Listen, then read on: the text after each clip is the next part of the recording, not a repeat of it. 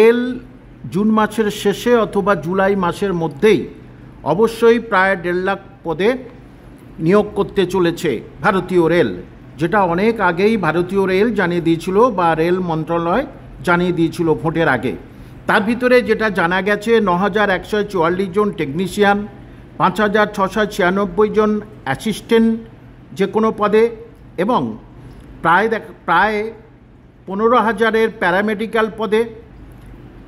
এছাড়া আছে টেকনিক্যাল কিছু পদে আছে, অন্যান্য টেকনিক্যাল পদে, টেকনিশিয়ান বলে অন্যান্য টেকনিক্যাল পদে আছে প্রায় 28,000 এবং বাদবাকি যেগুলো নন টেকনিক্যাল পদে সবচেয়ে বেশি শূন্য পদ, প্রায় 50 থেকে 70,000-এর মধ্যে শূন্য পদ।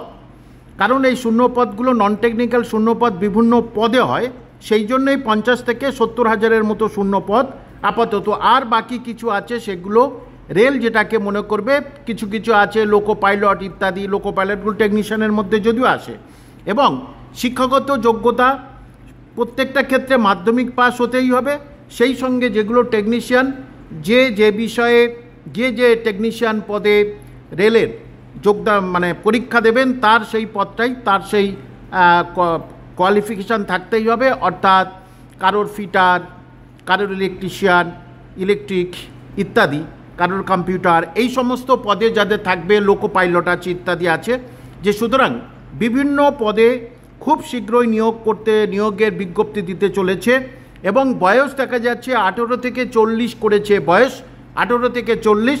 এটা সারা ভারতবর্ষে এই শূন্য পদ এবং এই শূন্য পদটার জন্যে বাংলা এবং উড়িষ্যার জন্যে একটা শূন্য পদ ধার্য করা হবে।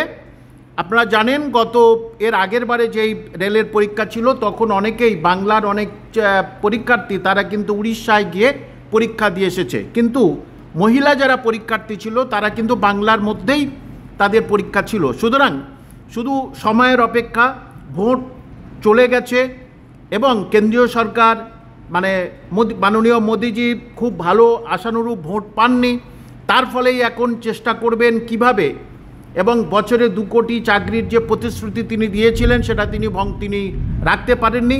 সেই জন্য নতুনভাবে আবার যদি কিছু করা যায় বা মানুষের মন জয় করা যায় সেই জন্য চেষ্টা করছেন। এবার এদিকে দেখা যাচ্ছে আপনাদের অপেক্ষা করতে হবে হাইকোর্টে সুপ্রিম কোর্টের অর্ডার অনুযায়ী পশ্চিমবঙ্গের জন্যে।